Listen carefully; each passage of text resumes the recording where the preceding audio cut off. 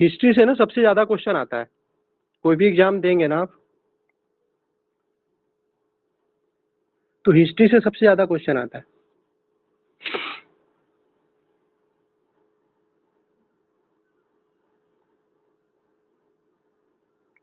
लिखने पर ज्यादा ध्यान नहीं देना है, ठीक है, जो लिखेंगे, क्योंकि लिखने पे ज्यादा समय चला जाएगा, ये आपका अवेलेबल रहेगा बाद में।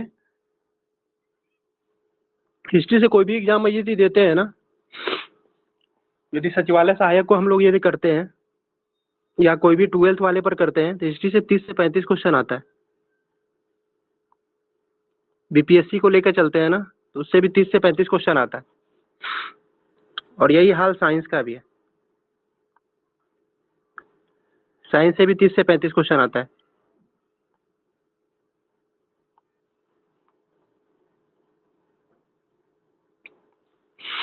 तभी हम लोग सबसे पहले ना हिस्ट्री शुरू करेंगे।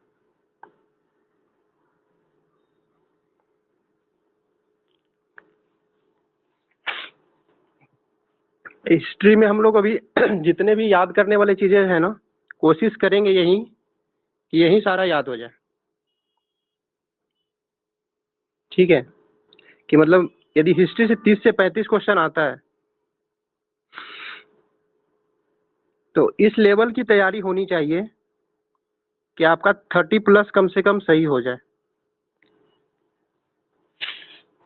इस लेवल की तैयारी होनी चाहिए कि 30 से 35 क्वेश्चन आपका 30 प्लस मतलब आपका सही हो जाए। आवाज आ रहा है? ज्योति कुमारी, ज्योति गुप्ता, सीमा कुमारी, मेरा आवाज जा रहा है कि नहीं जा रहा? कंफर्म कर दीजिएगा बीच बीच में ना, क्योंकि नेटवर्क इशू होता रहता है बीच में।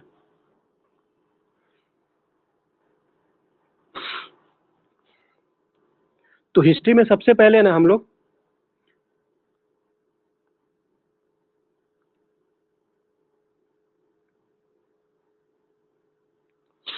इतिहास को कितने भागों में बांटा जा सकता है?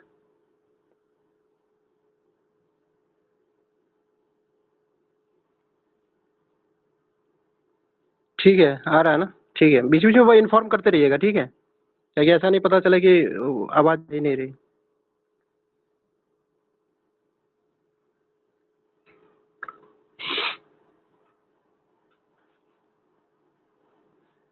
और ये रिकॉर्डिंग में हम डाल दिए ना, ये तो ऐप पे अवेलेबल रहेगा, जो भी हम पढ़ाएंगे ना, जितने देर का लेक्चर होगा वो ऐप पे अवेलेबल हो जाएगा, ठीक है, क्लास जैसे ही एंड होगा उसके बाद।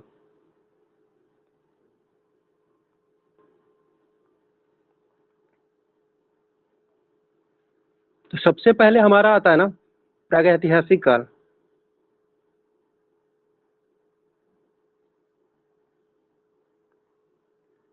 डिजिटल बोर्ड में थोड़ा लिखने में दिक्कत है, ठीक है ना, तो जो बोलेंगे वो ध्यान दीजिएगा। प्रागैतिहासिक काल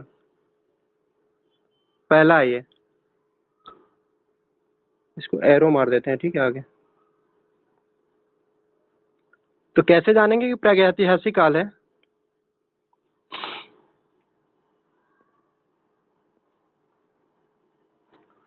इस काल में क्या हुआ था?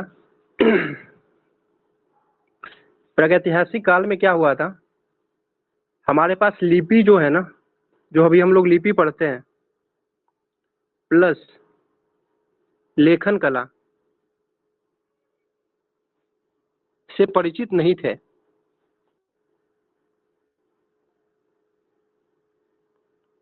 लेखन कला से परिचित नहीं थे।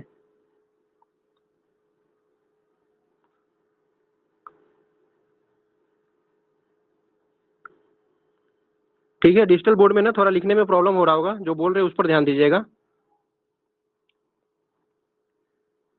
तो इस काल में क्या क्या आता है? प्रागैतिहासिक काल में लिपि तो था, लेखन भी था, लेकिन उससे ना परिचित नहीं थे वो लोग, मतलब उस काल में लोग जानते ही नहीं थे कुछ। तो इस काल में ना आता है पाषाण काल। पाषाण काल को आगे हम लोग बहुत डिटेल में पढ़ेंगे अभी, और कोशिश करेंगे कि एक क्लास में ना एक एक टॉपिक करते जाएं, टॉपिक वाइज करेंगे ना तो सारा क्लियर होता जाएगा, और साथ साथ लास्ट में ना ऑब्जेक्टिव क्वेश्चन भी कर लेंगे। तो प्रागैतिहासिक पाषाण काल को हम लोग 3 पार्ट में बांटते हैं। पूरा पाषाण काल,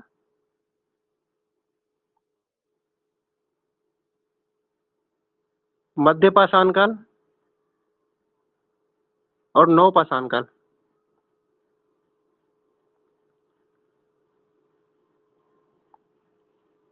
और इसके बाद नवपाषाण के बाद ना, जब तांबे का हम लोग जान हो गया था, तब ताम्रकाल शुरू हुआ। वो भी प्रागैतिहासिक काल में ही आता है। ठीक है, वो भी प्रागैतिहासिक काल में ही आता है, ताम्रकाल भी। इसके बाद दूसरा टर्म क्या है, आध्य ऐतिहासिक। जो 3 पार्ट इतिहास को, आध्य ऐतिहासिक। तो आध्य ऐतिहासिक का क्या मतलब हुआ? आध्य मीन्स क्या हो जाता है? आधा।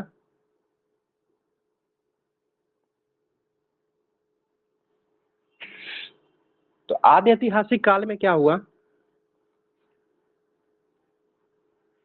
इस समय के लोग जो थे क्या ना, लिपि से परिचित थे।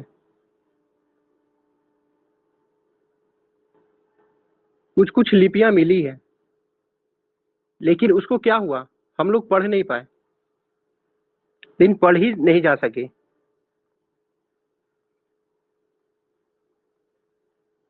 पढ़ ही नहीं जा सकी, उसको आद्य ऐतिहासिक कहा जाता है। तो आद्य ऐतिहासिक का यदि उदाहरण बोला जाएगा कि आद्य ऐतिहासिक का उदाहरण क्या है, या किस काल को हम लोग आद्य ऐतिहासिक कहेंगे, तो इसमें सबसे बड़ा आता है सिंधु सभ्यता। सिंधु सभ्यता, ऐसे क्वेश्चन भी आ जाता है ना, सिंधु सभ्यता किस काल की घटना है। हम लोग ऑब्जेक्टिव यदि सॉल्व करेंगे ना, या टेस्ट वगैरह करेंगे, तो सिंधु सभ्यता किस काल की घटना है, तो आद्य ऐतिहासिक में आता है। और इसके बाद आता है ऐतिहासिक।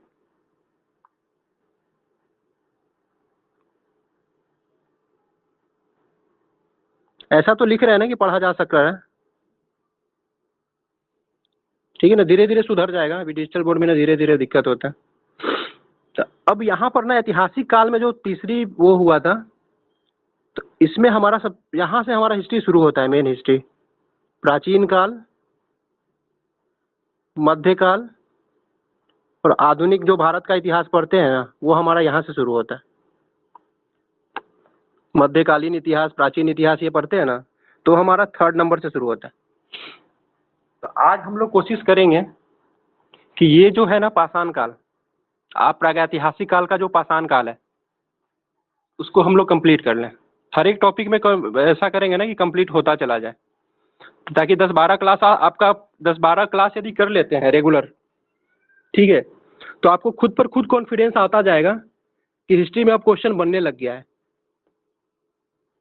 ठीक है, सिर्फ रेगुलर रहना है, और जो पढ़ाए बस वही पढ़ना है। यहाँ सारा आपको ऐसा नहीं होगा कि याद करने के लिए हम देंगे, सारा यहीं याद हो जाएगा। इतनी बार रिवाइज कराएंगे ना, सारा यहीं याद हो जाएगा। तो हम लोग शुरू करने जा रहे हैं पाषाण काल। कोई दिक्कत नहीं है ना, किसी को कोई दिक्कत होगा तो मैसेज करना या बता देना, ठीक है।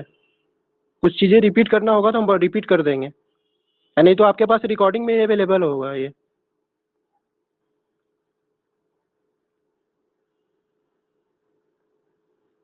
पाषाण काल दिख रहा है ना सभी को?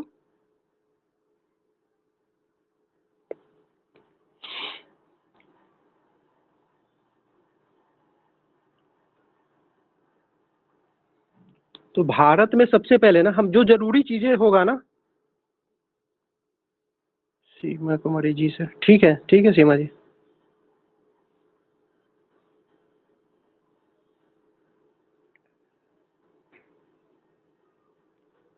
जो जरूरी चीजें होगा ना, हम कोशिश करेंगे कि कम से कम चीज लिखें, क्योंकि लिखने में ना थोड़ा समय हो जाता है इसमें, और हमारा बोर्ड भी छोटा है इसमें, मोबाइल से वो होने में। तो भारत में सर्वप्रथम ना पाषाण काल की जानकारी जो है कब मिलता है, तो 1863 ईस्वी में मिला था। जो जो इंपॉर्टेंट चीज होगा ना, वही चीजें लिखेंगे जो एग्जाम में पूछा जाता है। तो सबसे पहले पाषाण काल की जानकारी जो है कब मिला, तो 1863 में मिला। और कौन दिया? 1863 में कोई तो व्यक्ति होगा जो दिया होगा, तो इनका नाम था रॉबर्ट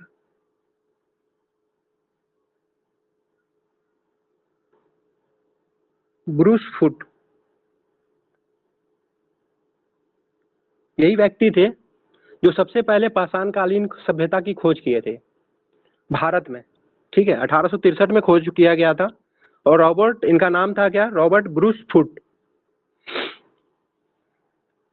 लेकिन भारतीय पुरातत्व का पिता किसको कहा जाता है? ये क्वेश्चन आया हुआ है।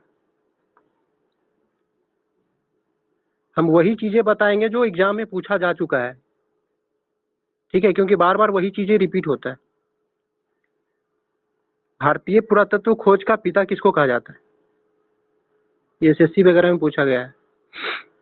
तो ये है अलेक्जेंडर कनिंघम।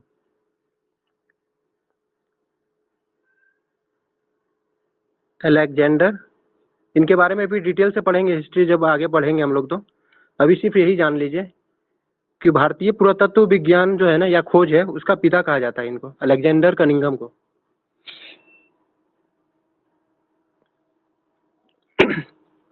तो पाषाण काल को हम लोग कितने भागों में बांटे थे? पाषाण काल को 3 भागों में बांटा गया था।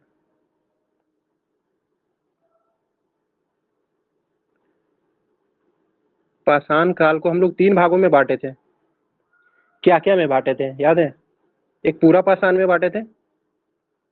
पूरा में सबसे पहले, पाषाण का मतलब जानते हैं क्या होता है?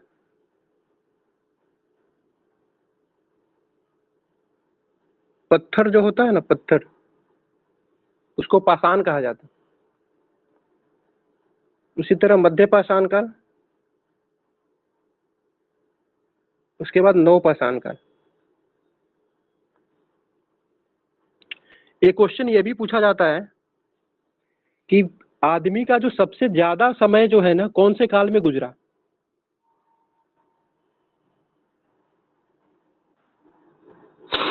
आदमी का सबसे ज्यादा समय जो है, या मनुष्य का, वो सबसे ज्यादा जो है ना, वो पूरा पाषाण काल में गुजरा था। इसका हम लोग अभी वो पढ़ेंगे। तो इसमें हुआ क्या था पूरा पाषाण काल में?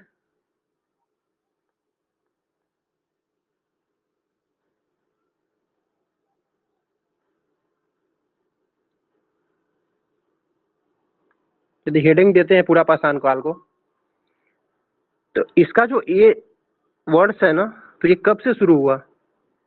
20 लाख ईस्वी पूर्व से। ये पूछा नहीं जाता है, लेकिन ऐसे ही नॉलेज के लिए जान जाइए। 20 लाख ईस्वी पूर्व से 12,000 ईस्वी पूर्व के काल को ईस्वी पूर्व है ये। अभी जो हम लोग चल रहे हैं ना, ईस्वी के बाद वाला सन चल रहा है। समझिए, 20 लाख ईसा पूर्व से 12,000 ईसा पूर्व के काल को पूरा पाषाण काल कहा जा रहा है। तो सबसे ज्यादा समय जो मनुष्य गुजारा है, इसी काल में गुजारा है। इसके बाद का समय जो है ना, वो कम कम होता गया। तो इस काल की सबसे बड़ी घटना क्या हुई? जो टॉपिक होगा ना, उसको अलग कलर से कर देंगे, ठीक है, नेक्स्ट टॉपिक से, ताकि टॉपिक अलग हो जाए और नीचे पॉइंट बताएं वो अलग हो जाए। तो इस काल की सबसे जो इम्पोर्टेंट घटना हुई ना, तो आदि मानव जो था ना, इसी काल में आदि मानव था। उस समय मनुष्य नहीं बना था। तो आदि मानव को मनुष्य बनने में समझिए कितना समय लग गया। 20 लाख ईसा पूर्व से 12,000 ईसा पूर्व तक आने में वो आदि मानव ही था। इस समय का मानव जो था ना, घुमंतु भोटिया जो होता है ना, जीवन अस्थिर था। कभी यहाँ रह रहा है, कभी वहां रह रहा है। स्थिर जीवन नहीं था। जीवन जो था अस्थिर था। आदि मानव था तो अस्थिर था। इस समय सबसे इंपॉर्टेंट जो घटना आता है एग्जाम में, वो आग की खोज का है। जो इंपॉर्टेंट होगा ना, वो हम बता देंगे, वो बार बार एग्जाम में जो पूछा जाता है। तो आग की खोज किस काल की घटना है?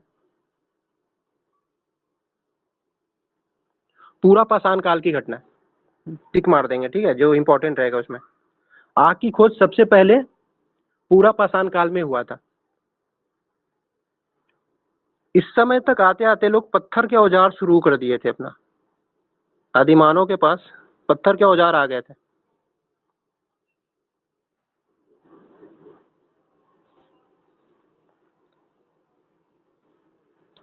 और एक इंपॉर्टेंट घटना और भी है।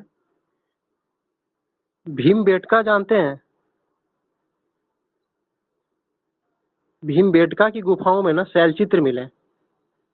भीमबेटका केवल लिख दे रहे हैं, ठीक है, भीमबेटका गुफा।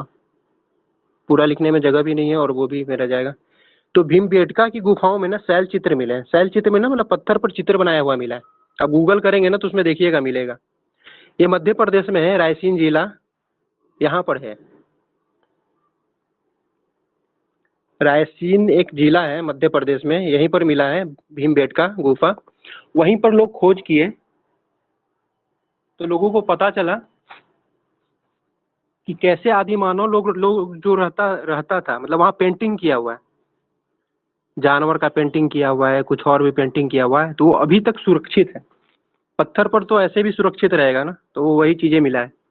तो पूरा पाषाण काल की 2 घटना हमको याद रखना है।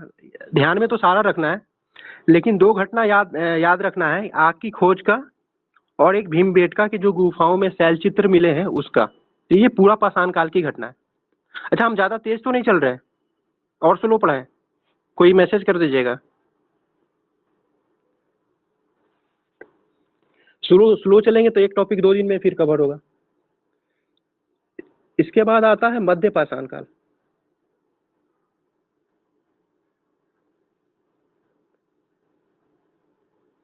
मध्य पाषाण काल पे अब समझिए 20 लाख ईसा पूर्व से 12,000 ईसा पूर्व तक तो पूरा पाषाण काल ही चला। मध्य पाषाण काल जो ईयर शुरू हुआ वो 12,000 ईस्वी पूर्व से शुरू हुआ।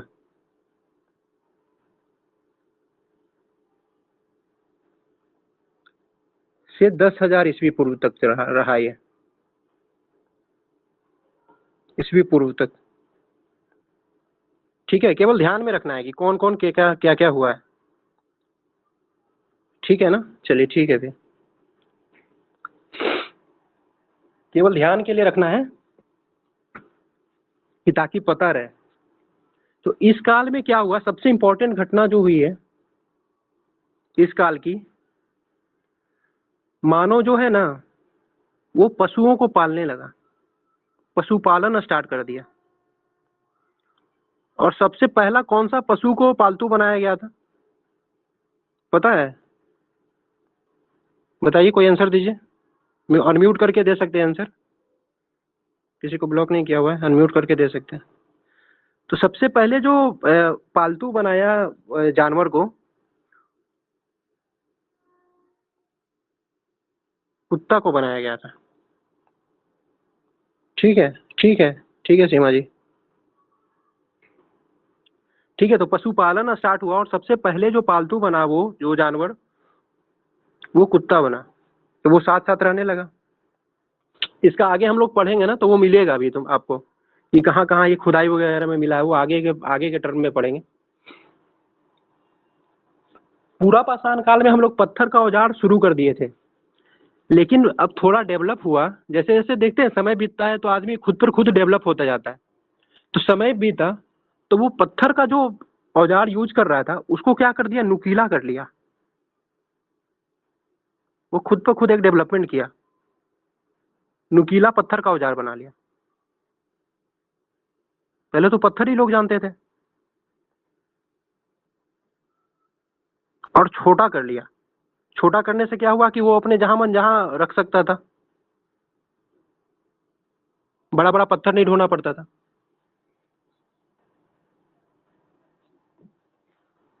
और इसी को क्या कहा जाता है, छोटे जो पत्थर के नुकीले औजार थे इसी को कहा जाता है माइक्रोलिथ।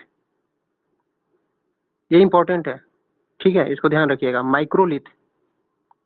तो एक क्वेश्चन पूछा गया था बीपीएससी में या किसी टीचर वाले में पूछा गया था। अच्छा, टीचर का कौन कौन तैयारी कर रहे हैं यहाँ?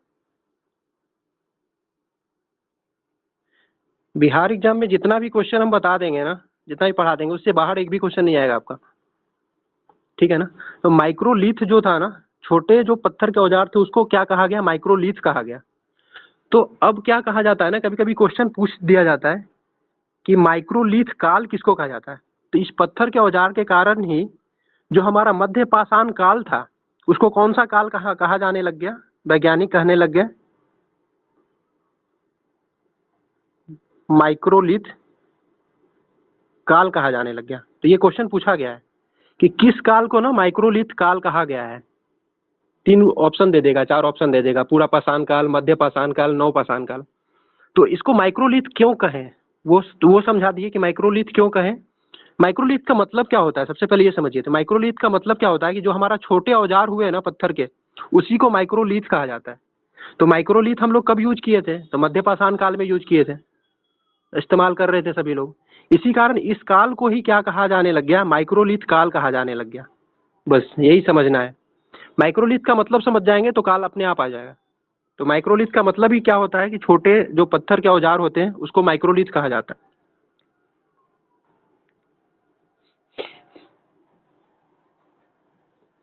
इसके बाद हमारा आता है नवपाषाण काल।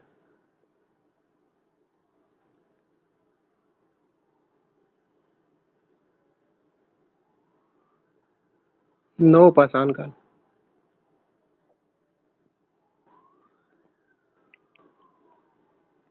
नवपाषाण काल में इसका ये क्या है टाइम पीरियड, 10,000 तक पढ़े थे हम लोग। 10,000 ईस्वी पूर्व से लेकर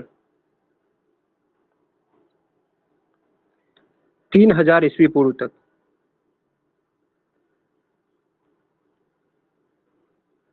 के काल को नवपाषाण काल कहा जाता है।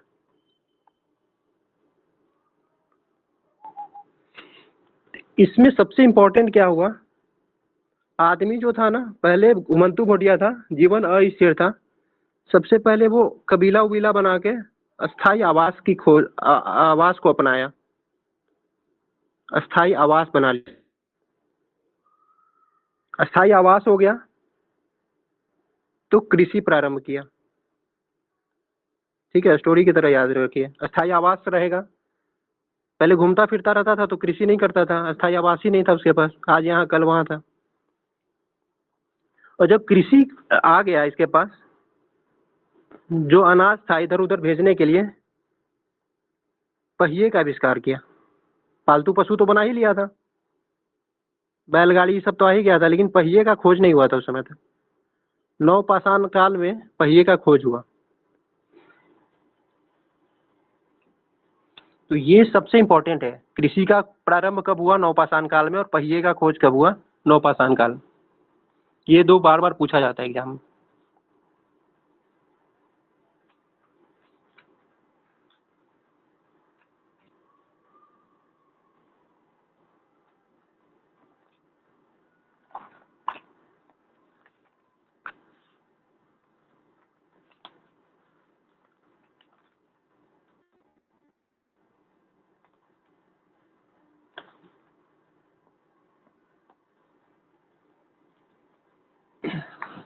यहाँ तक कोई दिक्कत नहीं है किसी को।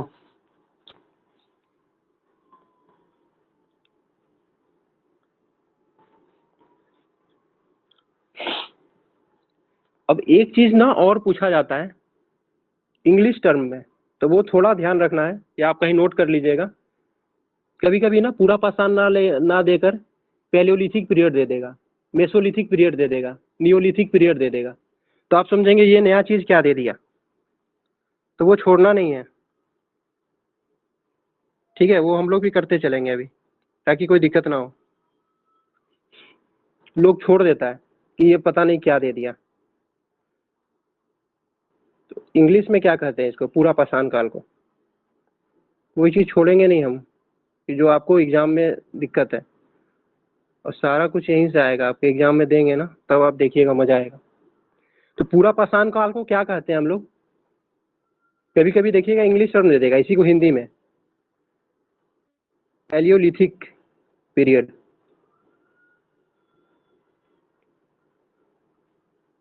ऐसा दिख रहा होगा सभी को, पैलियोलिथिक पीरियड कहा जाता है पूरा पाषाण को। एक दो बार पढ़ेंगे ना, ज्यादा टफ नहीं है, एक दो बार पढ़ेंगे ना तो इंग्लिश टर्म भी याद हो जाएगा।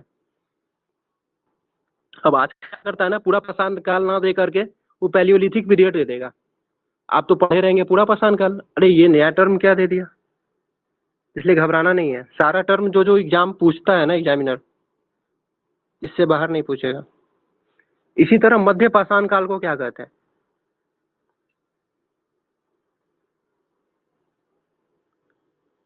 मध्य पाषाण काल को कहते हैं मेसोलिथिक,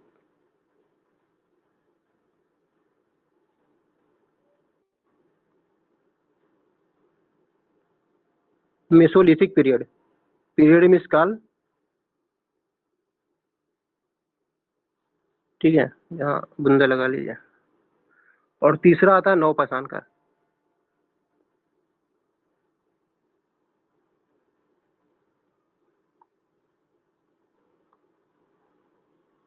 नौपाषाण काल को कहते हैं, नौ मीन्स नया, ठीक है, तो नियोलिथिक है तो पुराना काल ही, कितने हजार वर्ष पुराना है, लेकिन उस समय का नया काल था, तो नवपाषाण काल को नियोलिथिक पीरियड कहा जाता है। अब यदि हम क्वेश्चन यदि पूछते हैं कि कृषि का प्रारंभ किस काल में हुआ, पेलियोलिथिक, मेसोलिथिक या नियोलिथिक, तो पकड़ में आ जाएगा क्वेश्चन। यदि नवपाषाण काल नहीं देगा, नियोलिथिक पीरियड दे देगा, तब तो पकड़ में आ जाएगा क्वेश्चन।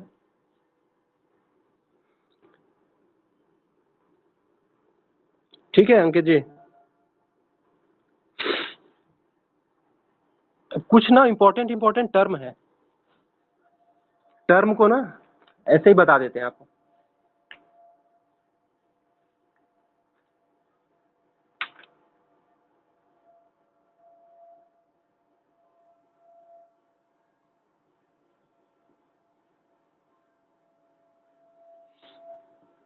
सबसे पहले जो धातु यूज हुआ, जी सर, चलिए ठीक है ना, यहाँ तक कोई दिक्कत नहीं ना। अब कुछ इम्पोर्टेंट पॉइंट जो है ना,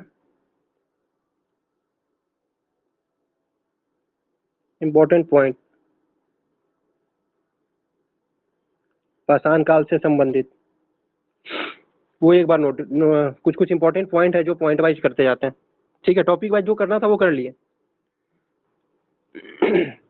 सबसे पहली धातु कौन सा था जो इस्तेमाल हुआ?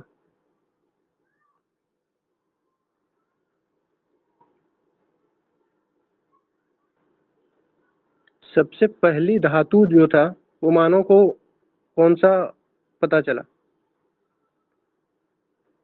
तो तांबा का सबसे पहले पता चला था। इसी कारण ना जो हमारा पाषाण काल के बाद का टर्म आया उसको ताम्र काल कहा जाता, क्योंकि हम ना तांबे का यूज जान गए थे। तो सबसे पहले धातु कौन सा इस्तेमाल किया गया, आएगा क्वेश्चन। कोई मैसेज कर रहे हैं क्या? तांबा, ठीक है सीमा जी, ठीक है, ठीक है, बेसिक बेसिक क्वेश्चन है ये सब, बार बार पूछा जाता है। सबसे पहले कौन सी धातु यूज की गई? तो तांबा हो जाएगा। सबसे पहले खेती करना क्या शुरू किया गया? किस फसल की खेती सबसे पहले की गई? सबसे पहले खेती यदि पूछा जाएगा ना, पढ़ा जा रहा होगा, तो सबसे पहले जौ आएगा। बहुत जगह गेहूं दिया रहता था, गेहूं गलत है। और सेकेंड में गेहूं का इस्तेमाल शुरू हुआ था। ठीक है, जौ सबसे पहला था, जो सबसे पहले खेती शुरू हुई थी।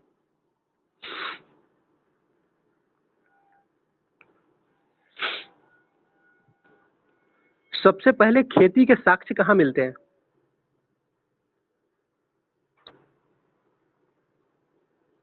वैज्ञानिकों जो जो वैज्ञानिक थे जो खोज कर रहे थे, तो कृषि के साक्ष्य सबसे पहले ना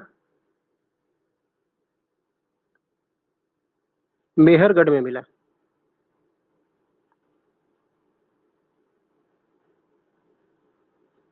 मेहरगढ़ में कृषि के साक्ष्य, मेहरगढ़, ठीक है सीमा जी, ठीक है। सबसे पहले कृषि के साक्ष्य पूछा जाएगा तो मेहरगढ़ हो जाएगा।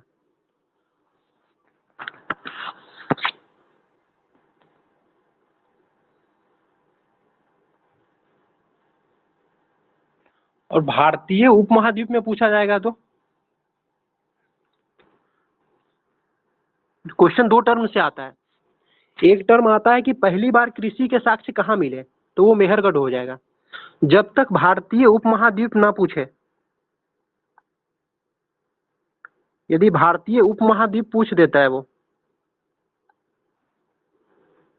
भारतीय उपमहाद्वीप में कृषि के साक्ष्य यदि पूछे,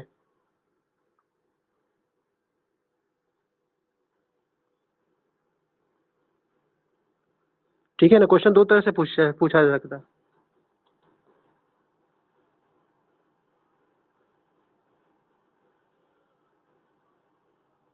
तो ये है क्या कहा जाता है, लहुरा देव, यूपी में आता है ये। और मेहरगढ़ कहाँ पर आता है, ये पाकिस्तान में है, बलूचिस्तान का जो है ना प्रांत, बलूचिस्तान में, वहां पर ये है मेहरगढ़। ठीक है, तो भारतीय उपमहाद्वीप में यदि कृषि के साक्ष्य पूछेगा तो लहुरा देव हो जाएगा। और इससे भी यदि डीप पूछेगा कि पहले चावल के प्रमाण कहाँ पर मिले, चावल के साक्ष्य,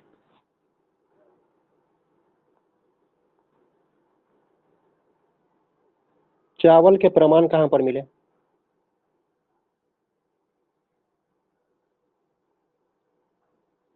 तो ये हो जाएगा कोल्डिहवा, ये भी यूपी में है। कोल्डिहवा भी कहाँ पर है, यूपी में है।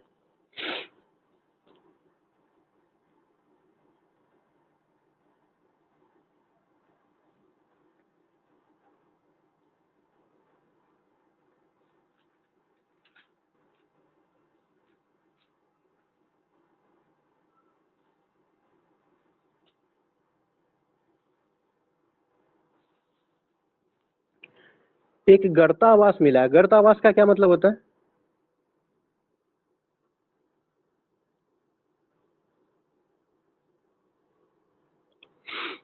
गर्तावास में क्या होता है ना कि जमीन के अंदर जो है ना वो घर बना के रहना, उसी को गर्तावास कहा जाता है। इसके साक्ष्य कहाँ पर मिले, बुर्ज होम, जम्मू कश्मीर, जम्मू एंड कश्मीर में ये बुर्ज होम। ठीक है,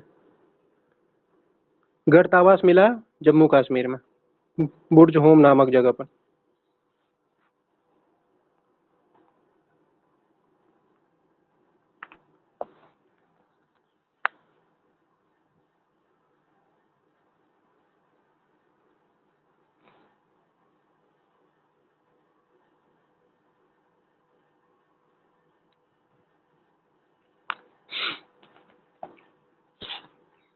एक और क्वेश्चन पूछा जाता है कि मनुष्य के द्वारा बनाया जाने वाला प्रथम औजार कौन सा था, मनुष्य द्वारा प्रथम औजार कौन सा बनाया गया और किस धातु से बना, वो तो पता ही चल गया, तांबा का बनाएगा, सबसे पहला धातु तो तांबा ही खोज हुआ था। ठीक है, तो इससे दो क्वेश्चन बनता है, प्रथम औजार कौन सा यूज किया, तो सबसे पहले वो कुल्हाड़ी बनाया था, कुल्हाड़ी बनाया था सबसे पहले। ठीक है, और ये मिला कहाँ से है, प्राप्ति स्थल कहाँ है कुल्हाड़ी का, दो क्वेश्चन हो गया। ठीक है, इसी में कर दिए प्राप्ति स्थल। तो कुल्हाड़ी हम लोग को कहाँ से मिला है, तो साउथ में एक जगह है, इसका नाम है अतिरम पक्कम,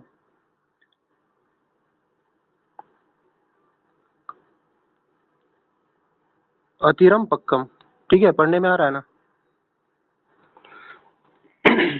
प्रथम औजार जो है वो बनाया गया कुल्हाड़ी, और ये प्राप्त कहाँ से हुआ है, तो स्थल जो जगह है उसका नाम है अतिरम पक्कम, अतिरम पक्कम। दो तीन बार पढ़ेंगे ना तो याद हो जाएगा, इसको बार बार हम लोग रिवाइज करेंगे ना अभी तो याद हो जाएगा। ये पूरा का रिवाइज कराएंगे अभी क्लास के लास्ट में।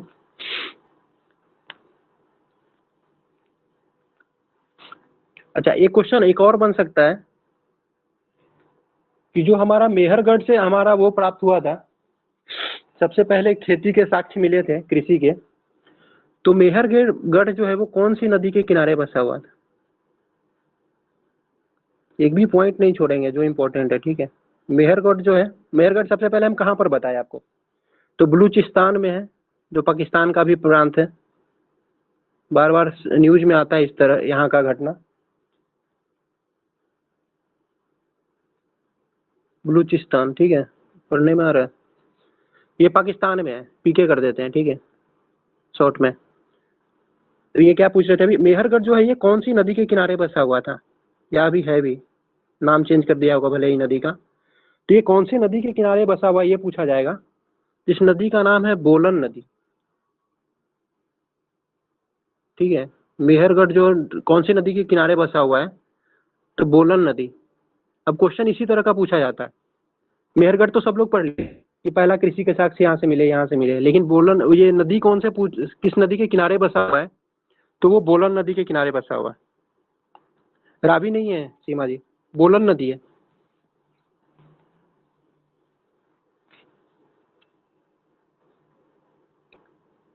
बोलन नदी के किनारे बसा हुआ, ठीक है।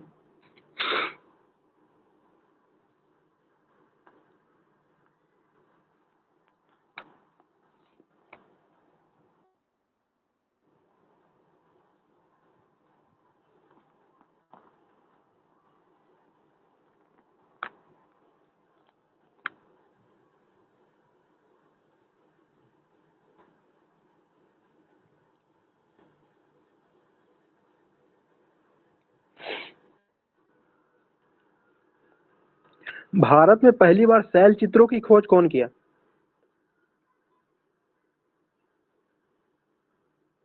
शैल चित्र मतलब बताए ना, पत्थर पर जो चित्र उकेरे गए हैं।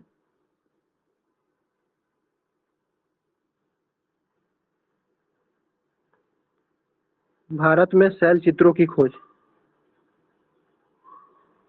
पढ़ने में आ रहा है ना, जो बोल रहे हैं उस पर ध्यान दीजिएगा, ठीक है। भारत में शैल चित्रों की खोज कौन की?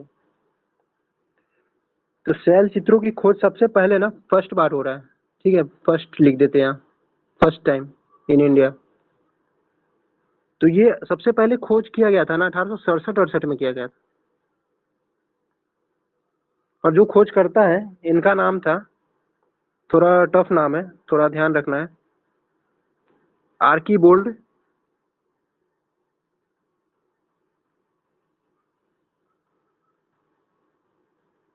कार्लाइल। कार्लाइल, ठीक है। तो जो भारत में सबसे पहले शैल चित्रों की खोज की है वो 1867-68 में हुआ था, आर्कीबोल्ड कार्लाइल के द्वारा किया गया था। और यदि भीमबेटका का पूछे तो, कि भीमबेटका वाला कौन खोज किया, भीमबेटका में भी तो खोजा गया। तो यदि भीमबेटका वाला पूछा जाएगा, भीमबेटका में भी तो शैल चित्र खोजा गया है ना, गुफा में। भीमबेटका कहाँ बता रहे थे अभी हम? एमपी में, ये गुफा में शैल चित्र मिला है, ठीक है। ये जो डिस्ट्रिक्ट है, जो जिला है, वो रायसेन है, रायसेन जिला, रायसेन डिस्ट्रिक्ट है, रायसेन डिस्ट्रिक्ट का नाम है। तो एमपी वाले एग्जाम में पूछ सकता है, बिहार में तो नहीं पूछेगा, पूछने का कम चांसेस है कि भीमबेटका कौन से जिले के अंतर्गत आता। तो भीमबेटका का जो शैल चित्र है उसका खोज जो किए वो 1957-58 में खोज किया गया, ठीक है, ठीक है सीमा जी।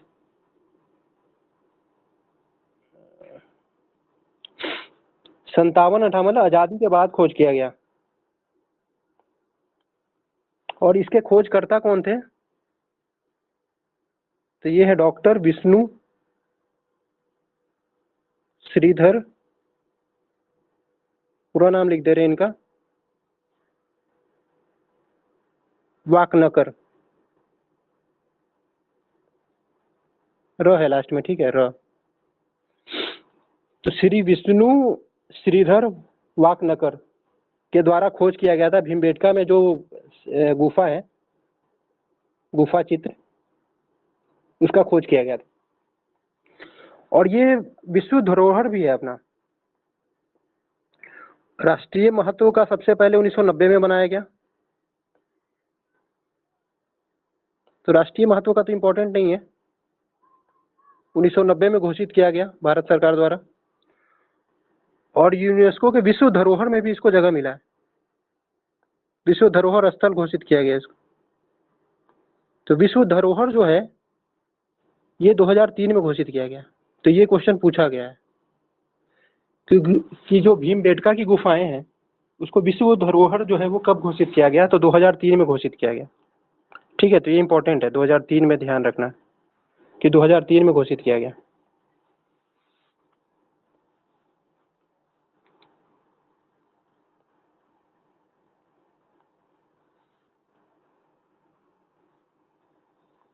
ये क्वेश्चन यहाँ से और बनता है प्रागैतिहासिक काल से कि मनुष्य है जो मनुष्य संबंधी जो है सबसे पहला प्रमाण जो है ना कौन से नदी घाटी में मिलता है?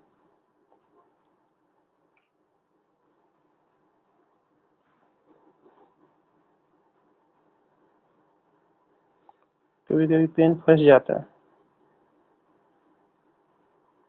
मनुष्य संबंधित जो है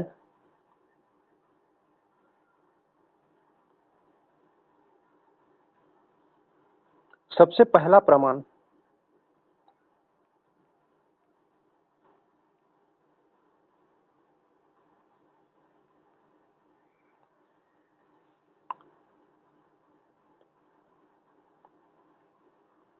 मनुष्य संबंधी सबसे पहला प्रमाण जो है वो कहाँ पर मिलता है?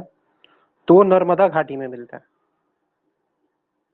बहुत सारा घाटी का नाम दे देगा, सोन घाटी, नर्मदा घाटी, गंगा घाटी। तो नर्मदा घाटी में मनुष्य संबंधी सबसे पहला प्रमाण हम लोग को मिला है।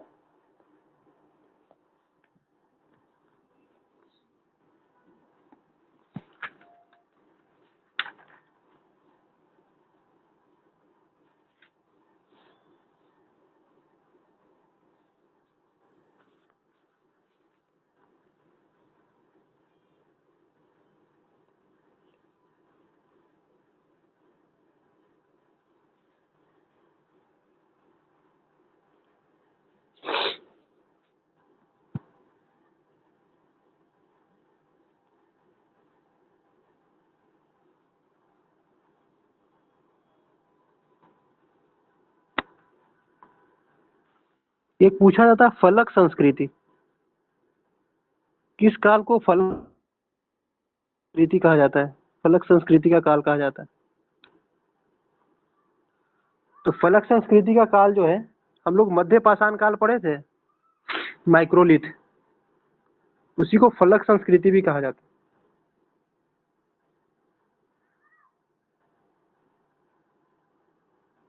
मध्य पूरा पाषाण काल, मध्य पूरा पाषाण को कहा जाता है। पूरा पाषाण को भी 3 पार्ट में बांटे ना, तो उसमें दूसरा जो आएगा ना उसको फलक संस्कृति कहा जाता है।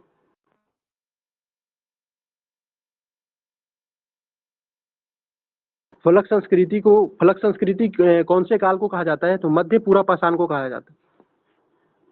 पूरा पाषाण काल का हम लोग बहुत देखे थे कितनी लंबी घटना घटी थी, 20 लाख ईसा वर्ष से ईसा पूर्व वर्ष से 12,000 ईसा पूर्व। तो उसको यदि 3 पार्ट में बांटे ना, तो उसमें जो बीच का टर्म आएगा उसको फलक संस्कृति कहा जाता है। जैसे ध्यान में रखिए, कभी कभी पूछा जा सकता है इसको, फलक संस्कृति कौन से काल को कहा जाता है।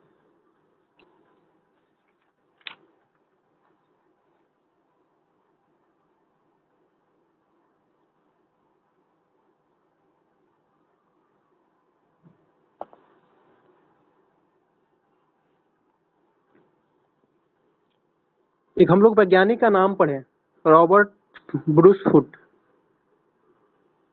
एक क्वेश्चन पूछा गया है कि रॉबर्ट ब्रूस फुट क्या थे, कौन थे मतलब?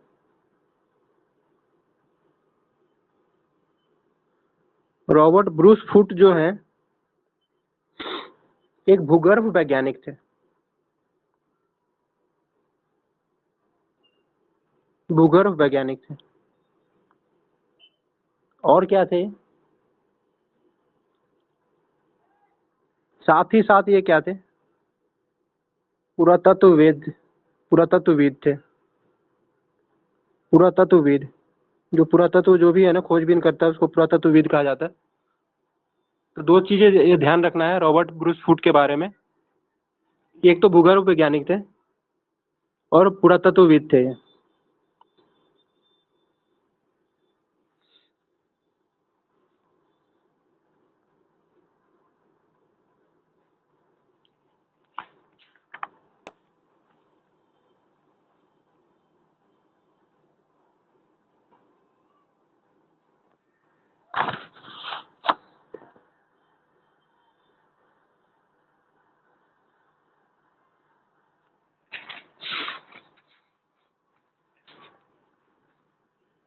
मध्य पाषाण काल में हम लोग पशुपालन मध्य पाषाण काल में पशुपालन का प्रारंभ हम लोग पढ़े थे।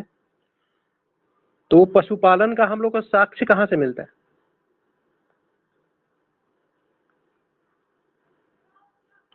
पशुपालन के प्रमाण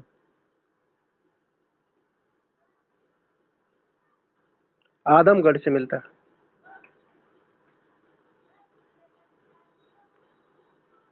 आदमगढ़ मध्य पाषाण काल में पशुपालन का प्रारंभ हुआ था, लेकिन उसका प्रमाण कहाँ से मिला? वो आदमगढ़ से मिला।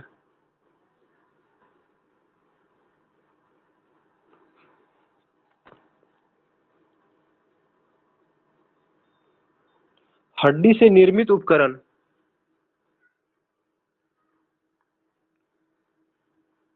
मध्य पाषाण काल में हड्डी से निर्मित उपकरण भी यूज होते थे। ये कहाँ से मिले?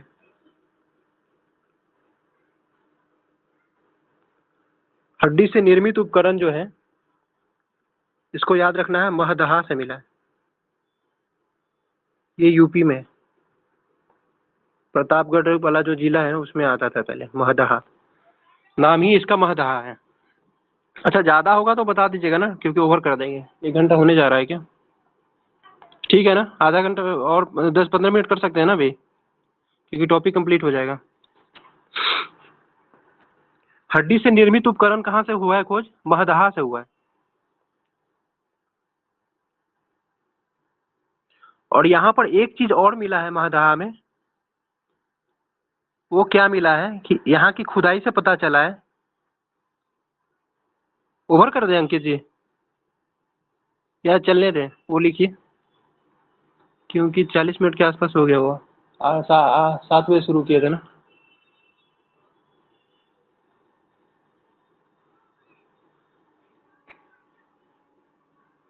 यहाँ से क्या मिला है, यहाँ से खुदाई हुआ तो एक चीज यहाँ इंपॉर्टेंट है।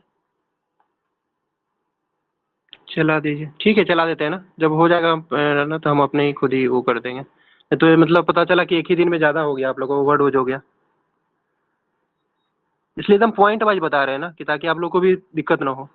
शॉर्ट नोट से भी बनता जाएगा। महदहा से ही क्या मिला है? एक ही कब्र से 3 मानव कंकाल मिला। मानव कंकाल वो कहाँ से मिला है? महदहा से मिला है। तो महदहा से 2 चीज मिला है, हड्डी से निर्मित उपकरण मिला और एक ही कब्र से 3 मानव कंकाल भी मिला।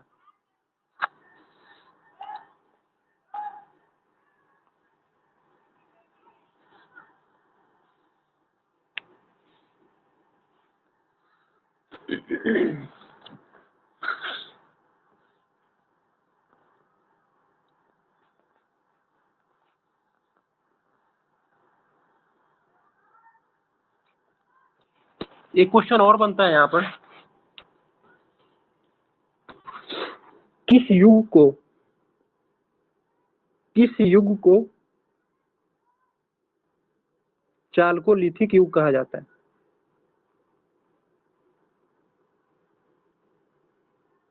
चालकोलिथिक युग कहा जाता है।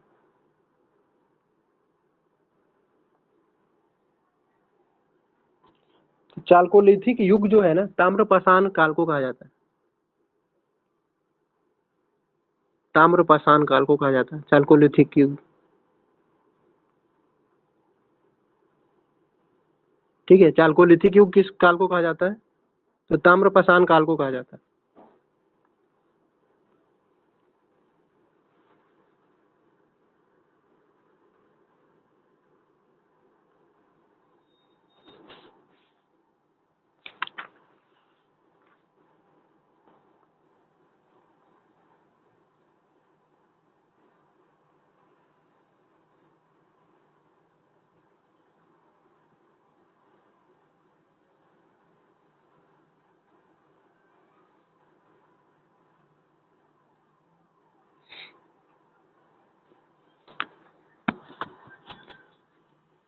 मानव कंकाल के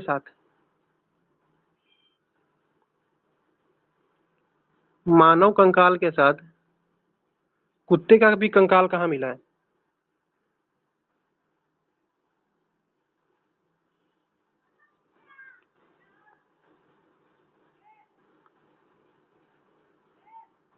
तो इससे ये प्रमाण मिला ना कि कुत्ता कितना वफादार था, समझिए।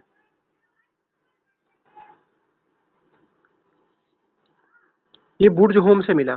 बुर्ज होम पहले और किस चीज के लिए पढ़े याद है? जम्मू एंड कश्मीर में है ये। मानव कंकाल के साथ ना कुत्ते का भी कंकाल मिला है बुर्ज होम में,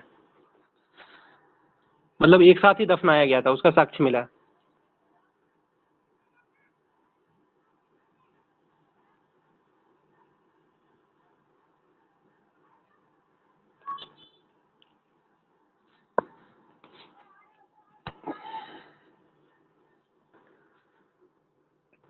राष्ट्रीय मानव संग्रहालय कहाँ पर है?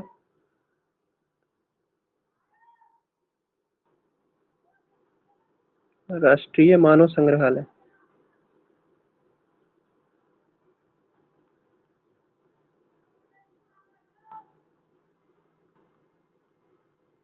म्यूजियम है ये भोपाल में है। ध्यान रखना है इसको भी, ठीक है, इसको भी ध्यान में रखना है कि राष्ट्रीय मानव संग्रहालय जो है वो भोपाल में है, लेकिन अब इसका नाम बदल के क्या कर दिया गया है, तो इंदिरा गांधी राष्ट्रीय मानव संग्रहालय कर दिया गया। तो आगे में इंदिरा गांधी भी जोड़ सकते हैं यदि इस तरह क्वेश्चन आ जाए कि इंदिरा गांधी राष्ट्रीय मानव संग्रहालय कहाँ पर है, तो ये भोपाल में स्थित है। अच्छा, एक चीज हम लोग और पढ़े थे कि जो खुदाई हुआ था वो कौन से मंत्रालय के अंतर्गत आता है? पुरातत्व वाला जो खुदाई करता है, भारतीय पुरातत्व सर्वेक्षण। तो जो भी हमारा पुरानी चीजें हैं वो देखेंगे ना, वहां पर ये बोर्ड लगा रहेगा भारतीय पुरातत्व सर्वेक्षण का। तो ये किस मंत्रालय के अंतर्गत आता है? यदि ये क्वेश्चन बन जाए आगे आने वाले एग्जामों में,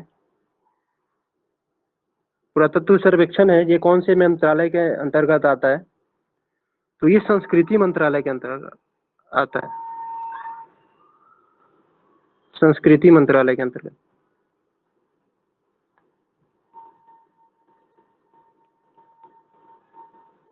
और भारतीय पुरातत्व का जनक हम बताएं किसको कहा जाता है, बताइए।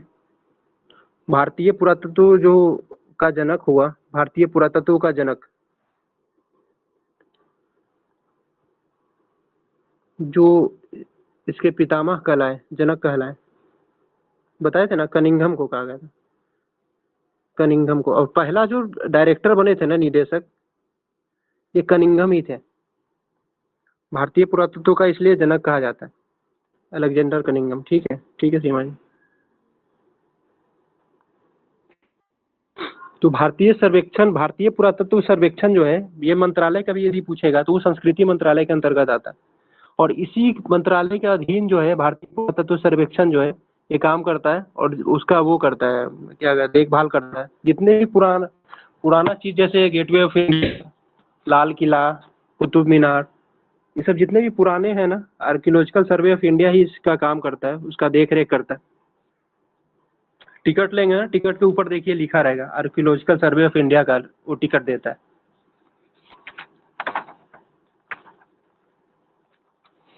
ठीक है, अब थोड़ा रिवाइज कर लेते हैं फटाफट ना, क्योंकि फिर इससे इससे ज़्यादा हो जाएगा। इसको अगले पार्ट में थोड़ा सा बच गया है, थोड़ा सा ज़्यादा, कुछ कुछ वर्ड है ना जो टफ है, इसी कारण सोच रहे हैं कि आप आगे आने वाले क्लासेस कल करेंगे, मतलब कल कर लेंगे। इसका एक क्विक रिवाइज कर लेते हैं इसका।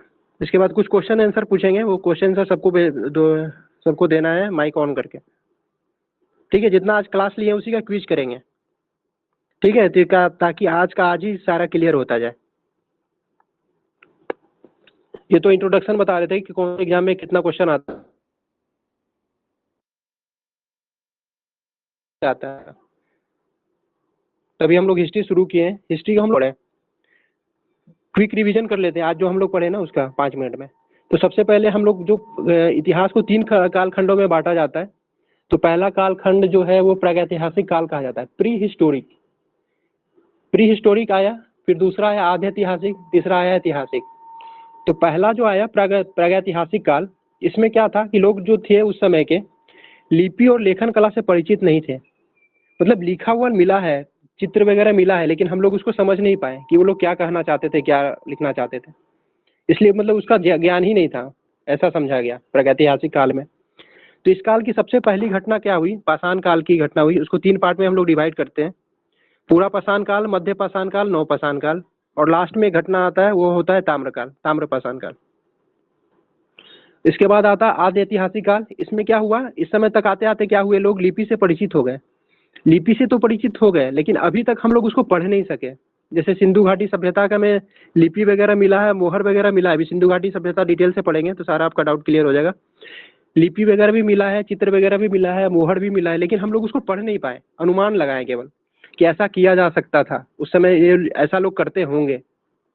तो तीसरा आता है ऐतिहासिक काल। ऐतिहासिक काल प्राचीन भारत का इतिहास पढ़ते हैं हम लोग, मध्यकालीन भारत पढ़ते हैं और आधुनिक भारत का इतिहास पढ़ते हैं। वो ऐतिहासिक काल आ गया। ऐतिहासिक काल मतलब क्या हुआ कि जो भी साक्ष्य हुए ना उसको हम लोग पढ़ सके, जो लिपि हुआ लोग हम लोग पढ़ सकते हैं। जैसे मध्यकालीन का बहुत सारा सिक्का वगैरह लिखा हुआ है, देवी का चित्र बनाया हुआ है, तो उससे हम लोग जानते हैं कि उससे ये चीज का वो लोग नॉलेज रखता था। कोई बीना बजाता हुआ मिला है, जानकार थे। उसके बाद आया पाषाण काल। पाषाण काल में हम लोग सबसे पहले पढ़े 1863 ईस्वी में पाषाण काल की खोज किया कौन, तो रॉबर्ट ब्रूस फुट जो किए। और ये क्या थे, रॉबर्ट ब्रूस फुट जो है ये भूगर्भ वैज्ञानिक थे और पुरातत्वविद थे, रॉबर्ट ब्रूस फुट। और भारतीय पुरातत्व का पिता किसको कहा जाता है, अलेक्जेंडर कनिंघम को कहा जाता है। पूरा पाषाण काल को 3 पार्ट में डिवाइड कर सकते हैं हम लोग, पूरा पाषाण काल, मध्य पाषाण काल और नव पाषाण काल। पूरा पाषाण काल सबसे ज्यादा जो घटना घटित हुई, जिसमें मानव ने सबसे ज्यादा समय को व्यतीत किया, उस काल को हम लोग पूरा पाषाण काल कहते हैं। जैसे 20 लाख ईसा पूर्व से 12,000 ईसा पूर्व तक की घटना को पूरा पाषाण काल कहा गया। तो इस काल में क्या क्या घटनाएं हुई, इस समय का मनुष्य जो था वो आदि मानव था। जीवन अस्थिर था, कभी यहाँ रहता था कभी वहां रहता था, कोई रहने का ठिकाना नहीं था। इस काल की सबसे इंपॉर्टेंट घटना जो हुई वो आग की खोज हुआ। कलर चेंज कर देते हैं थोड़ा, ग्रीन ब्लू ले लेते हैं। आग की खोज हुआ सबसे इंपॉर्टेंट घटना इस समय का। पत्थर के औजार यूज करने लग गए थे। भीमबेटका की गुफा, यहाँ से शैल चित्र मिले, रेट ले लेते हैं। इसके बाद आया मध्य पाषाण काल।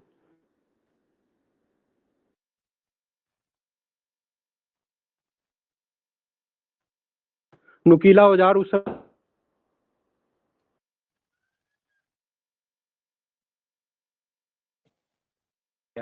या कहा जाता है।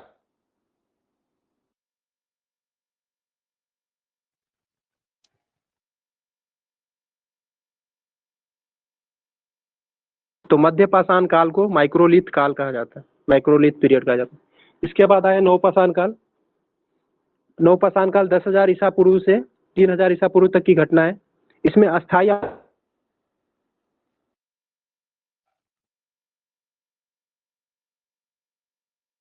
करने लग गए तो पहिए का आविष्कार कर